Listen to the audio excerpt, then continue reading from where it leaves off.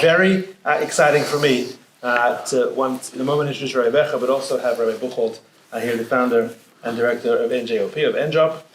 Rabbi Buchwald, not only did he create NJOP, he really, for me personally and for many other rabbis, created an industry, an opportunity to create explanatory services that have flourished and continue throughout the entire world. So Rabbi Buchwald, thank you for all that you do. You should continue with full strength and vigor. We are excited to partner with NJOP. I want to recognize Larry Greenman as well, who's here from NJOP, and introduce Rabbi Becher. His bio is extensive, and we'll send out in emails, but the most important thing you need to know is that he's a fellow Aussie, like I am. He has a much stronger accent. He was ordained by Chief Rabbinate of Israel. He served in the IDF. He has currently 2 children who just came back from service in the IDF. He's lectured in probably every continent in the world, in many cities. He has answered thousands of questions from people in all walks of life. Exploring Judaism has a fantastic book, Gateway to Judaism, and tremendous amount of online resources that are available for free.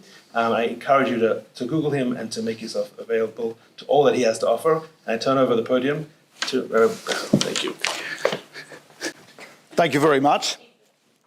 I first of all have to also mention that Rabbi Buchwald has one more feather in his cap, which is 50 years ago, he was on a program in Australia called Counterpoint. And I was a teenager. My sister and I went on this program, and as a result, we got into Judaism. So thank you. And I owe Rabbi Buchwald a lot. And what's that? Happy anniversary. Thank you.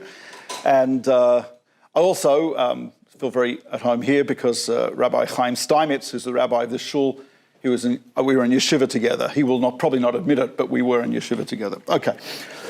So this is a first of a 3-part series, Israel on our minds, and there's no question that certainly, even if Israel was not on your mind before October 7th, it's on your mind now. It's unavoidable. And so therefore, we felt at NJOP that it would be worthwhile to put our minds onto Israel as well and to think about it. And there are 3 classes that we are going to be presenting. The first is Israel and Judaism, the relationship of Israel with Judaism and Judaism with the land of Israel. The second class next week will be on Israel and the Jews, the history of Jewish attachment to the land of Israel, either by our presence in Israel, our aliyah to Israel, our attachment to Israel, our romantic relationship with the land of Israel, our love affair with the city of Jerusalem, etc., all part of the Jewish people, Jews in Israel. And the third will be Israel and the world, in which we'll discuss the claim of the Jewish people to ownership of the land of Israel from an historical, archaeological, legal, and political perspective, and we'll discuss many of the attacks on that claim that we have. So tonight is Israel and Judaism, and we have to address a few things. First of all, the question which many people have asked me is, there are many, many religions in the world. The vast majority of religions do not have a specific land to which they are attached. In other words, there are certainly the bulk, like the largest Muslim country in the world is Indonesia. And there is one of the principles of Islam is Hajj, to make pilgrimage to Mecca. But there's no specific attachment to the land called Saudi Arabia, other than the historical presence of Muhammad in that area. Hinduism, most Hindus live in India. Beautiful country, been to India. And but you could be a Hindu anywhere. Colorado, there's probably a lot of Hindus there, right? There are many Jubus, Jewish Buddhists in different places. So Judaism is a little unusual in that Judaism is really, really joined at the hip to the land of Israel. We're going to explore exactly what that means. So first and foremost, Judaism was actually created in the land of Israel, which we will soon going to see. Israel is central to Judaism's mission. And I want to say that Judaism is not a religion in the classic sense of the term. When we think of religion, people think of Friday night, Sunday morning, I don't know, Saturday, whatever, depending on where you live. You think of religion as governing ritualistic relationship with God. But Judaism is much more than that. If you look at Maimonides' your monodies, our monodies, but his famous code of law, it actually covers literally everything from philosophy to combat morality, from ethics to economics, idolatry to adultery, everything is covered there. So Judaism is a very broad type of culture, which is not limited to religion. I was having a debate with someone online, which I hate doing, but it was a website that I contribute to, so I had to. But one of the things I pointed out to him was, he said that no, religions don't have countries. I said, you're right. I said, but Judaism, we're not a religion, we're a nation. You know, if you have a Jew who's completely secular, no belief in anything whatsoever to do with Judaism, atheist, agnostic, etc., whatever, completely, right, just divorced from Judaism completely, that person is 100% Jewish. Jewish law, traditional Jewish law says such a person is 100% Jewish. So we will see that also Israel is very central to Judaism's observance and central to Jewish peoplehood, which we'll discuss. So first and foremost, the first thing that God said to the first Jew, our ancestor Abraham, who was born, by the way, you know, what's the Jewish year now? 5784, correct. In the Jewish year, what Jewish year was Abraham born in? Correct, 1948. Rabbi's not supposed to answer, but okay. All right, yes, but you are right. 1948, Abraham is born. And you know, it's interesting, Abraham discovers God, discovers monotheism, discovers the oneness of God, the incorporeality of God, God's presence in the world, etc. And God appears to Abraham, and the first thing God says to Abraham, our ancestor, is, Lech lecha, go, me'artzecha, from the land that you were born in, which was Ur of the Chaldees, that's like southeastern Turkey, northwest Syria area, etc. He says, go to the land that I will show you. El haaretz asher areka, go to the land that I will show you. And that is really the first command of God to the first Jew. Not only that, but one of the earliest recorded purchases of land, and the first Jewish burial is Abraham buying this place here. Didn't look like that when Abraham bought it, but he bought the city, or a cave, a system in Hebron, city of Hebron, and there he buried his wife Sarah because he wanted to be buried in the land of Israel. Abraham lived mostly in Beersheba, south of Israel, as you know, Beersheba in the Negev, amazing high-tech city, one of the only high-tech cities in the world where you can go to the marketplace and see camels wandering around occasionally, which is a little bizarre, but okay. Very much, and Paul Johnson, in his amazing book, History of the Jews, talks about the Jews as the most tenacious people in history. Hebron is there to prove it. Because if you go to Hebron, this cave bought by Abraham over 3,500 years ago, David was anointed as king in the city of Hebron. Actually, that was the first capital of Israel. He ruled from there for 8 years. But not only that, when Jerusalem fell, Jews were expelled. It was settled by Edom, later conquered by Greece, then by Rome, plundered by the Zealots, burned by the Romans, occupied by the Arabs, the Franks, the Mamluks. 1266, Jews were forbidden to enter the tomb of the patriarchs. That building that you see in the previous slide, that was actually built primarily by Herod the Great. So it's pretty amazing. And we understand also, not only is the origins of Judaism and the very first Jews in Israel, first Jew who hears from God, Abraham, who gets a prophecy from God to go to Israel. He buries his wife Sarah in Israel. They create the first Jewish family in Israel. But also, even later on, when the Jewish people received the Torah revelation at Sinai, and we received, and you probably know, how many commandments are there in the Torah? 613. Do not be scared. No one is obligated in all 613 unless you are male, female, single, married, divorced, Kohen, Levi, Israel, all simultaneously. I'm pretty sure there are people like that now. But nevertheless, right, no one's obligated in all 613. But of these 613 commandments, what's fascinating is, this is noted by the Sefer HaChinuch, who was an anonymous book written in Barcelona, Spain in the 13th century. He writes that of the 613 commandments, nowadays, meaning when the majority of Jews are not living in Israel, although that may change soon, because the largest Jewish community in the world is in Israel, and probably in the next 10 years, guesses are that that'll become the majority of Jews. But when the majority of Jews are not in Israel and we don't have the full infrastructure of Judaism in the land of Israel, the Jewish people, us all around the world, are only commanded in 270 of the commandments. For the non-mathematical, that's less than half of the commandments are applicable to all of us. Why? Because they're attached to the land of Israel. And there is a fascinating hint which the Sefer HaChinuch points out that in the Song of Songs, the only one of two books in the Bible which does not have the name of God, correct. The other one is the Scroll of Esther. But the Song of Songs has a beautiful verse which says, Ani yeshena, I am asleep, v'libi er, but my heart is beating. It's interesting. So the Sefer HaChinuch says that refers to the Jewish people who, when we're not attached to Israel, we're out of Israel, we're like in a national coma. But our heart is beating. You can detect our pulse. Ayin Reish, has the Hebrew numerical value of 270.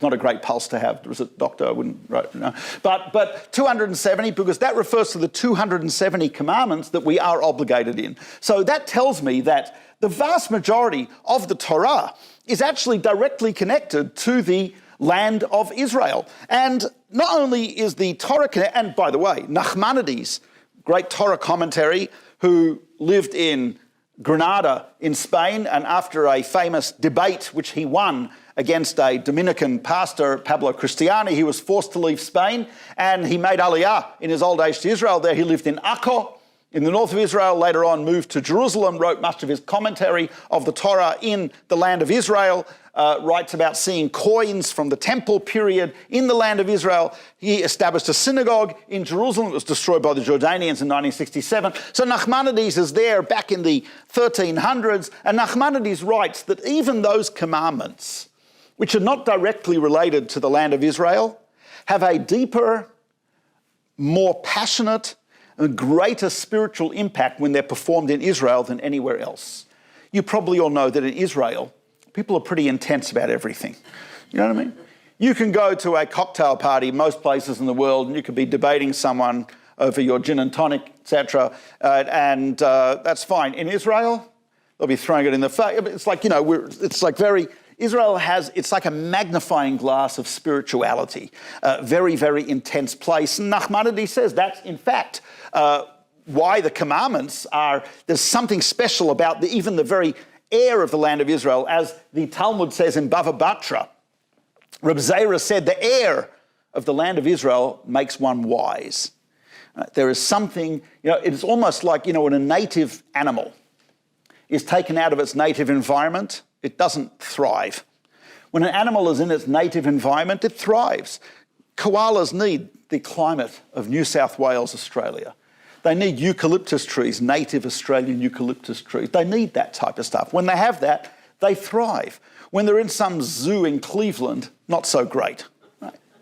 Terrible. Anyone in Cleveland would be terrible. But anyway, at a zoo in Cleveland, certainly bad. So, no offence to anyone from Cleveland here, but okay.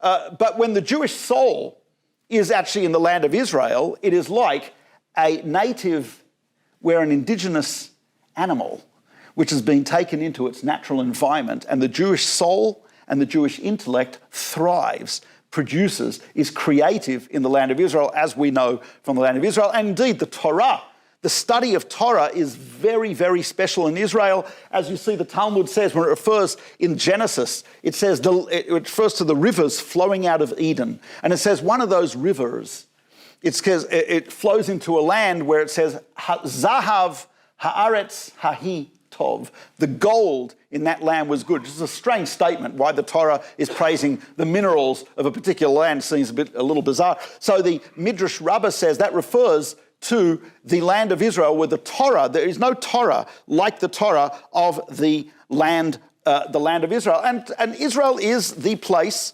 of prophecy. This, by the way, is from the Dead Sea Scrolls, from Isaiah, one of the greatest archaeological finds, the library of the Jews in Qumran near the Dead Sea. I remember being at the Israel Museum with my kids. One of them, a son of mine who was just in Gaza recently, was wounded, recovered, went back. Thank God, was released, and he's now a lawyer living in Israel. But I remember when he was a kid, it's pretty wild, and we went to the Israel Museum, and he climbs up on the Dead Sea Scroll display. I don't think you're meant to do that, right? But he climbs up and he starts reading from the scroll of Isaiah. And he says, Abba, come over here. I said, what is it? He starts reading. He says, we were doing this in school last week. And I started crying. I said, it's a miracle. He remembers what he was doing in school last week. I took out my tuition check, kissed it right. But what is even more miraculous is the fact that here is a kid from the 21st century reading something written about 2,700 years ago, right, preserved in writing by an ancient group of Jews near the Dead Sea 2,200 years ago, and he's reading it fluently. He understands the contexts, he understands the artifacts, he understands the rituals. He knows. We were in the Israel Museum and we walked past a pair of tefillin from Qumran to 2,200 years old. I say, guys, tefillin. They said, duh. Now, the fact that they said duh means that this object was so familiar to them that it was not even, that Abba's pointing out something obvious, right? So, but that's something quite amazing. And all these things were created. Isaiah, prophecy, was connected to the land of Israel throughout history. In fact, the Rabbi Yehuda Halevi, who was, we'll talk about more next week, but he was one of the great poets of the Jewish people. He wrote over 800 poems just about the land of Israel. He wrote romance, comedy, religious poems, etc. One of my favourites. Some of you will relate to this. He says, I was looking in the mirror and I saw a grey hair. I plucked it out and the hair said to me, you've defeated me one-on-one. What will you do when I come back with my friends? So anyway, Yehuda Halevi writes in his book, The Kuzari, that prophecy was always connected to the land of Israel. Anyone who prophesied either prophesied in Israel or about Israel. If it was Daniel in Babylon, he's prophesying about Israel. If it's Jeremiah, he's prophesying in Israel. If it's Isaiah, he's prophesying in Israel. Prophecy is intrinsically connected to the land of Israel. There is something about that land. I mean, I think yogis call it prana. But whatever it is, right, there is something about the air in Israel, the atmosphere in Israel, the history of Israel that creates that prophecy, and it is something incredible. Our Torah was, of course, so much of Judaism, and people will say, well, wasn't Judaism created in Babylon, Iraq, etc.? Well, yes, a fair amount of it was, but most of Judaism has its origins in Israel. For instance, prayers that we say, this is the actual size of this is a scroll about that big, which is made of silver. Hence, it survived from the time of the first temple. It was worn as an amulet, silver scroll around a string around your neck. And on this scroll, this is one of the oldest sentences. This is in ancient Hebrew script. It says, Yevarechecha Hashem v'yishmerecha. May God bless you and guard you. It's the first section of the priestly blessing, which priests give, the Kohanim give in the synagogue, etc. And this is one of the oldest. And Hebrew you'll find all over the archaeology of the land of Israel. But not only was most of the prophets written in Israel, but of course Jewish law fully recorded. The oral traditions were written down by Judah the prince, Yehuda Hanasi, in the north of Israel in a place called Tzipori. There's a national park in Tzipori, that's the Tzipori National Park, and there's a museum there. It's an old Roman fortress, ironically. There's a museum of the Mishnah. Rabbi Yehuda Hanasi wrote the Mishnah in the land of Israel. The standard prayer book that we use here is based, and all Jews use, virtually, I would say most of the Reform and Conservative prayer book, it's also based on the traditional prayers that go all the way back approximately 2,000 years to the land of Israel, to what's called the Men of the Great Assembly, a body of rabbis who lived in Israel and wrote most of our prayers. And so the origin of the Mishnah, Jewish law, the origin of our prayers, our liturgy, is all the way back. And at the time of the Mishnah, there were also other books being written. So, for example, this is actually the lintel, top of a door, which is in the Golan Heights. There was a yeshiva there, a place of tertiary institute for studying Judaism. And this was, it's hard to see it here, but it actually is inscribed on that lintel. It says Beit Midrashah the house of study of Eliezer HaKapar, who is mentioned numerous times in the Talmud, etc. It's like pretty amazing to see that. So the Mishnah is written there. The Zohar, don't mess with the Zohar, right? But the Zohar is the central text of Jewish mysticism. And the Zohar was written by Rabbi Shimon Bar Yochai and his students, also in the north of Israel, in the Galilee region of Israel. Of course, one of the great centers of Jewish study and Jewish scholarship was at a certain time was Tiberias. And in Tiberias, the two oldest manuscripts of the entire Torah, prophets and writings, one is called the Aleppo Codex, the other is called the Leningrad Codex, were both written in Tiberias in the 9th century.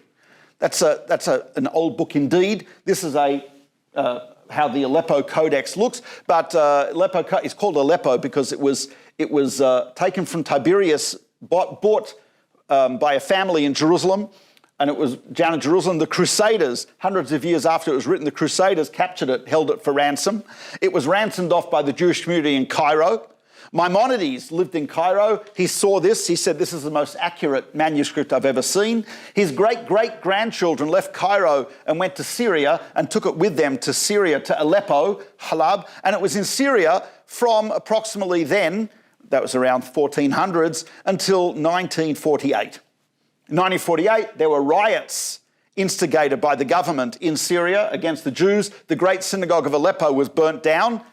The Aleppo Codex was saved. There are 7 different accounts of how it was saved. I don't want to get into that. But it was saved by the Syrian Jews, kept in hiding till the 1950s. Yitzhak Ben Zvi, president of Israel, was also a historian. He told the Mossad, get the Aleppo Codex, bring it back to Israel. They said, yes, sir. And they brought it back to Israel somehow. So it's now back in Israel. So that's just one story of one manuscript. But that tells you a lot about what took place in the land of Israel. Not only that, but the Jerusalem Talmud, the standardized Jewish calendar that we're using today. We are celebrating Rosh Chodesh, the first day of the month of Iyar. That calendar was calculated based on the appearance of the moon over Jerusalem. That was calculated thousands of years ago. And not only that, the oldest Hebrew Bibles, Nachmanides commentary. You probably are familiar with the song we all sing Friday night, Lecha Dodi Likrat Kala, one of the most beautiful songs, I think, ever. And that was written in Sfat by Rav Shlomo Alkebates, a great Kabbalist, commentator and singer-songwriter who wrote Lecha Dodi. Of course, the great system of Kabbalah, much of Jewish mysticism was developed in the city of Sfat by, very famously, Rav Moshe Cordovero, and after him Rav Isaac Luria, and after him Rav Chaim Vital and others. So this is all, where does Judaism come from? And I think it's pretty clear when you look at all of that, you see that it's intrinsically tied up with the land of Israel. You read through, for example, the Zohar, you read through the Midrash, you read through various Midrashim, there's 60, but various Midrashim, you read through these things, they're always referring to, we were walking on the way to Tiberias, we were on the road to Jerusalem. They're always referring to the land of Israel, right? Even in the Haggadah, most of which was written in the land of Israel. You are familiar, in the Haggadah, which we just did on Pesach, there's a story about the rabbis going to a place called Bnei Brak. That was not modern-day Bnei Brak. Modern-day Bnei Brak was created in the 1950s. This is ancient Bnei Brak, which is not far from the port city of Akko. But Bnei Brak, nevertheless, Rav Kook points out, the Talmud says that there was a rabbi who made Aliyah to Israel, and one of the first places he came to was Bnei Brak. And he says, in Bnei Brak, he sees a date palm. When the dates are overripe, that type of drip, it's all sticky underneath, and there's a herd of goats, and the goats had the mother goats just given birth, and their udders were dripping milk. And he looked at the ground and he sees the syrup from the dates and the milk of the goats on the ground together. And he said, with my own eyes, I saw Eretz, Zavat, Chalav, Udvash, a land flowing with milk and honey in Bnei Brak. And of course, the Ark, not only that, but in Tzfat was written also the book which most of the Jewish people use as our basic guide for Jewish law, which is known as the Shulchan Aruch, the set table, written by the great Rabbi Yosef Karo. So in addition to all of that creation of of Judaism in Israel, we also know that Israel was the place that the temple was built in.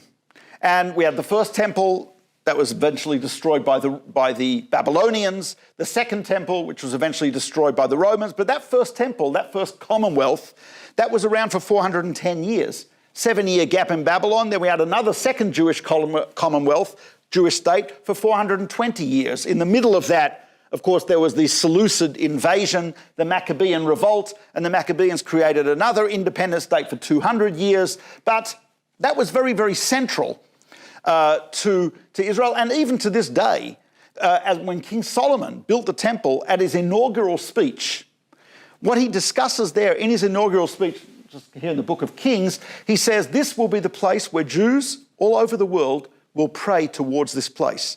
It's called Tel Talpiot. What's a tel? Tough lamed? A hill. Talpiot, of course, it's a suburb of Jerusalem where the Nobel Prize-winning Hebrew author Shai Agnon lived, right? But Talpiot means, Tel Piot means the hill of mouths. It's the hill where all mouths pray towards, which is referring to the temple in Jerusalem. And we know that Daniel the prophet, when he was in Babylon and he violated the king's command not to pray to anything except for the king, he said, forget you. He said he stood at his window facing Jerusalem and prayed as he had always done. Indeed, the Code of Jewish Law tells us that, and we know that synagogues all over the world, and I've been to synagogues in many, many places in the world, they, generally face Jerusalem, generally face the land of Israel, Jerusalem. Those of you who have this app,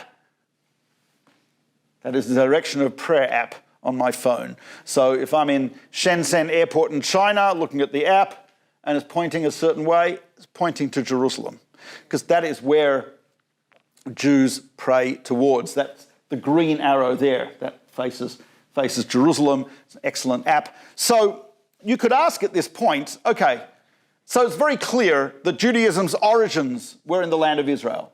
It's very clear that some of the greatest Jewish works, if not most great Jewish works, were written in the land of Israel. It's very clear that the Jews' prayer and Torah and our study and our prophecy and our inspiration is primarily in the land of Israel and comes from the land of Israel. But what's the purpose of it?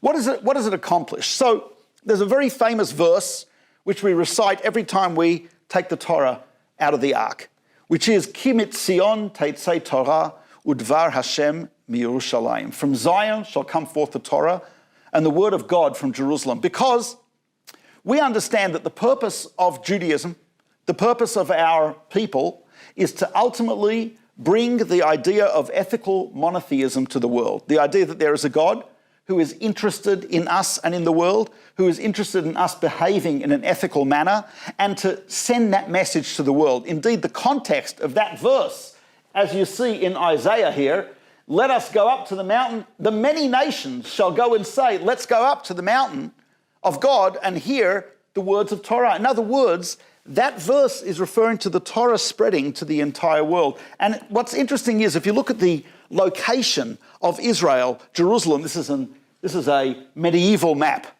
actually early modern period map of the world. And as you'll see, you've got on the right Asia, then you've got Europe to the left, to the south is Africa, there in the corner there is America, Australia doesn't even, I don't think, Australia's not even on the map, unbelievable. But anyway, but right in the middle, Jerusalem, Israel. And that, while it's true that the Talmud says Jerusalem is the center of the world, which sounds very chauvinistic, but there's a lot of truth to that. Because Israel is at the central land and sea junctions of Europe, Asia and Africa. It's midway between America to the west, China to the east, Africa to the south, and Europe to the north.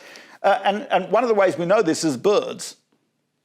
Israel is one of the world centers of bird migration.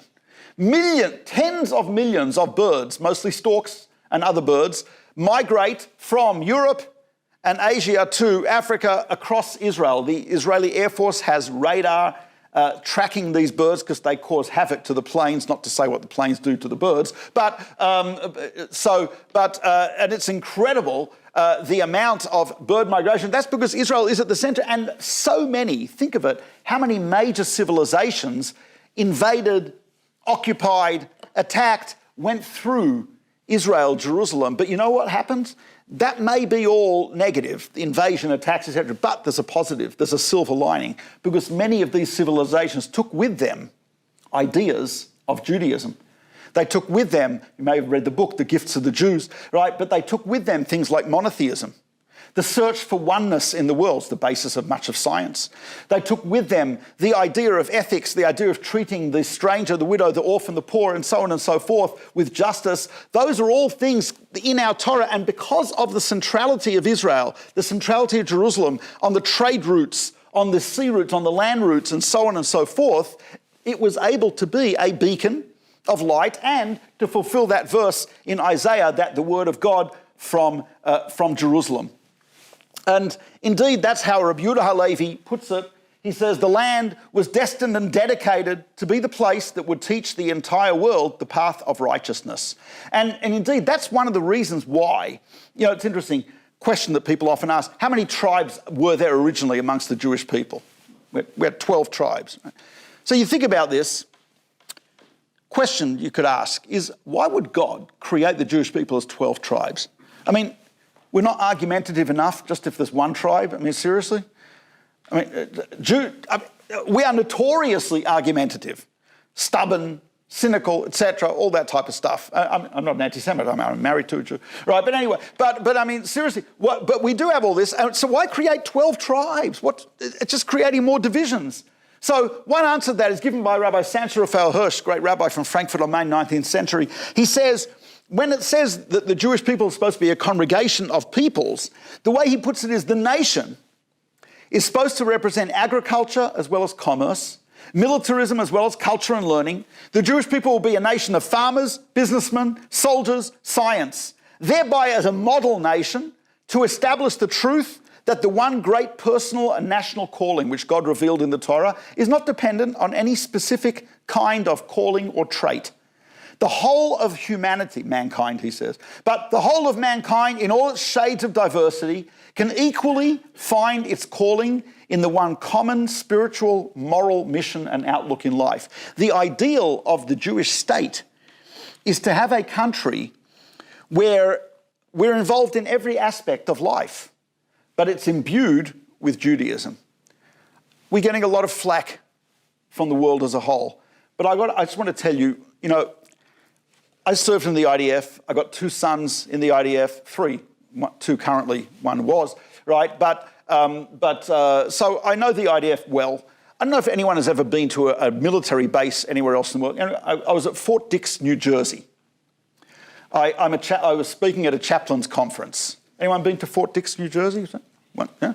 Now, I walk into this room, chaplain's conference. These guys have got medals like bullets would bounce off them.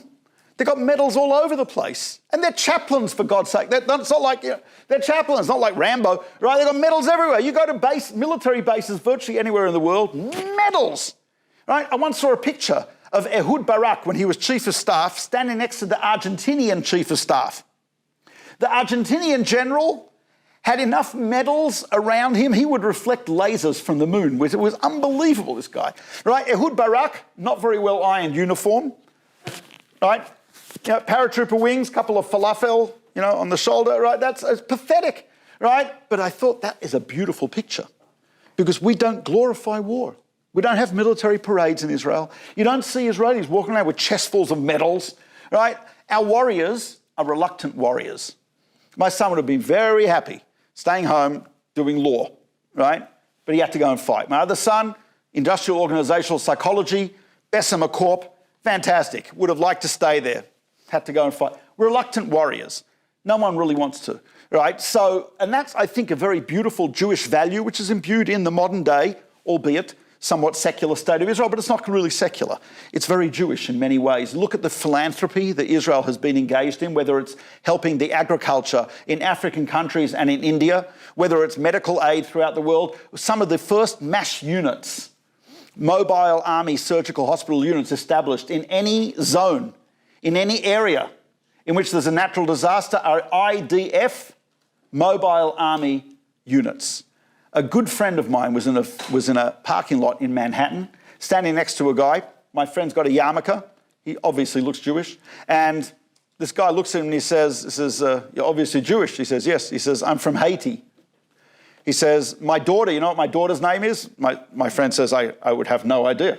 He says, my daughter's name is Israel. He said, what? He said, because my daughter's leg was saved by an Israeli mobile army unit. Everyone knew that if you went to any other of the hospitals during that horrific disaster in Haiti, the hurricane, etc., you know they wouldn't fight for the limb. They'd just amputate.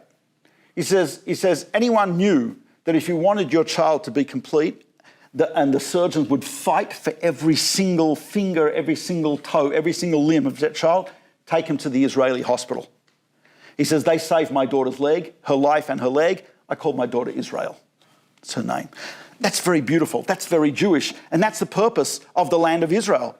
And indeed, not only that, but the Jewish people have harbored a hope. And what does Judaism say about the importance of Israel? Just by the way, I should point out that that there is a mitzvah of the Torah, a commandment, one of the 6 of the 13 commandments, is for us to ultimately live in Israel, to possess Israel, to establish sovereignty in Israel. And I think it's pretty clear, we know that exile is not a natural state.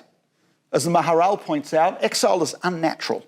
Nations should be A, self-determined, B, living together, and C, in their own land, right? So for the Jewish people, we didn't have self-determination for thousands of years.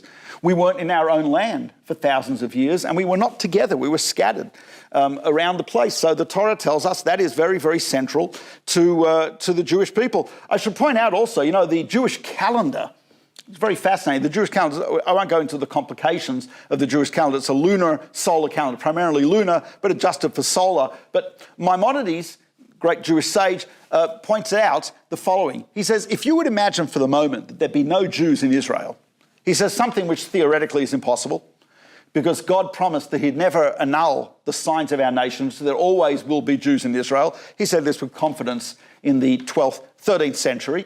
But he says, if theoretically there wouldn't be a Jew in Israel, our calendar would cease to function. Our calendar only functions if there is Jews in the land of Israel representing and continuing that original courts who created the calendar, the community of Jews who were there. And that was very, very central. That is central to our calendar. So that means a Hasidic Jew in Williamsburg or Antwerp, right? He needs at least one Israeli taxi driver by the name of Kobi, with his shirt open to his waist and multiple medallions, right, to be in Israel, because that Kobi is representing the Sanhedrin, the Jewish Supreme Court that was there 2,000 years ago that made our calendar. And without Kobi being in Israel, our calendar ceases to function. So Judaism, the fabric of Judaism, is central. The land of Israel is central to the entire fabric of Judaism. And as the Maharal in his book Netzach Yisrael, and that phrase, by the way, the Maharal, who lived in Prague in the 16th century, was very famous for a genre of Jewish literature which he studied topics in depth for a book-length topic. So one of his books is about exile and redemption, and it's called Netzach Yisrael. What does Netzach Yisrael mean? The eternity of Israel. Netzach. That's a phrase that comes from Samuel the prophet.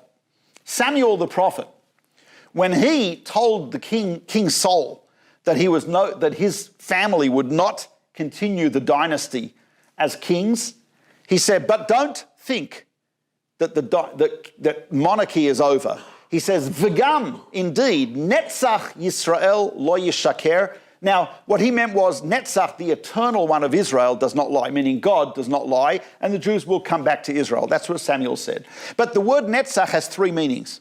It means God, the eternal one. It also means eternity. The eternity of the Jews is not a lie. And it also means victory. So, yeah, glory, more Tiferet, but could be. Right. I'm sorry? I have a daughter, Nili. Nili is actually a beautiful name. Nili is the acronym for Netzach Yisrael Lo Yishaker. The eternity of Israel is not a lie. And actually, Nili was the ancestor of the Mossad, Jewish spy agency. There was a spy agency in Israel run by the Aronson family in Israel, spying for the British during the First World War, spying for the British against the Turks who were controlling Israel, the Ottoman Empire. So they called their group Nili, Netzach Yisrael Lo Yishaker, the Eternal One of Israel will not lie. It's a very beautiful name and very laden with history in amazing ways. But this idea that Netzach Yisrael Lo Yishaker is the Jews, we have a guarantee that eternity, victory, and God, we have that eternity. Type of interesting, there's a historian by the name of Arnold Toynbee. You may have heard of him. He wrote a book, it's The Rise and Fall of 23 Civilizations, just not on the bestseller list, but it's 8 volumes. It's like, you have to be a genuine nerd to make your way through that. But one of the central theories of Toynbee is there's such a thing as fossil nations. He says the Jews are fossils. Fossils. We're a fossil nation. But you know what's interesting? Abba Eban, one of the great Israeli diplomats when Israel had great diplomats. He goes, okay. But Abba Eban was just amazing. So Abba Eban once put it this way. He had a speech in New York, and he said, the fossil theory is at the core of Toynbee's philosophy. He declines to prove it. He just states that the Jews are fossils. He says, however, the fossils, not having read the 8 volumes of Toynbee's history, remain unaware of their own petrification and continue to live. No, and that's it. Yeah, we are. And I don't feel like I'm a fossil. Actually, occasionally in the morning when okay, but I mean in general, we don't feel like fossils. I took a group of Israelis, ex-soldiers who were students of mine, took them to a tour of the Met Museum here, and they said, Rabbi, I can't do an Israeli accent, but they said, Rabbi, where are all these Jewish artifacts? I said, they're not here. We're still using them. You know what I mean? The Etruscans are not using the stuff anymore. That's in the museum. So it is, we can see, at least from our 1/3 of a way into our journey, that the land of Israel and Judaism cannot be separated. If you cut Israel out of Judaism, that's it, Judaism collapses. There's the mitzvot, the calendar, right? There's the mission of the Jewish people, the history of the Jewish people, the Torah of the Jewish people, the prayers of the Jewish people, the direction of prayer, it's gone. Right? Judaism is the philosophy, culture, history, and mission of the Jewish people. If Judaism is the mission, philosophy, culture, history of the Jewish people... I'm sorry? You got to touch something. I must have... What have I done? It's all right, that was the last slide. So, thank you. Okay, I don't know what I did there, but my computer is still operating. No, that's not, okay. Press escape or move the mouse around. That's usually effective. No, okay, it doesn't matter. That was the last slide, doesn't matter. So, since the land of Israel, Judaism cannot be separated, and Judaism is the philosophy, culture, history, and mission of the Jewish people, what that means, folks, is that the land of Israel and the Jewish people and Judaism are inseparable. And since we are inseparable, that leads us to our next class, in which we're going to talk about Israel and the Jews, and the absolute incredible romance that has existed, continues to exist, had its ups and downs, but was always there, just like marriages type of, although my marriage is only ups, but okay.